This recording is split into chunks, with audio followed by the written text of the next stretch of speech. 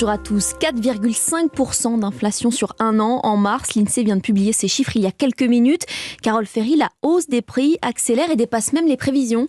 Oui, on s'attendait à au moins 4%. Là, on est quand même très au-dessus, à quasiment un point de plus que le mois dernier. Ça veut dire que le coût de la vie a clairement nettement augmenté. Cette hausse de l'inflation, elle avait déjà commencé l'an dernier avec les pénuries entraînées par la reprise économique mondiale. Aujourd'hui, elle est dopée par la guerre en Ukraine, par la flambée des prix de l'énergie entraînée par les sanctions européennes. Alors certes, en France, elle est élevée, beaucoup moins quand même que chez nos voisins européens, notamment grâce aux dispositifs mis en place par le gouvernement pour limiter la hausse des prix du gaz et de l'électricité. À partir de demain, ce sera sur l'essence avec la baisse de 18 centimes sur les carburants. L'Espagne, qui a mis plus de temps à proposer des mesures, fait face aujourd'hui à une inflation de près de 10%. La hausse des prix s'est propagée à l'ensemble de l'économie.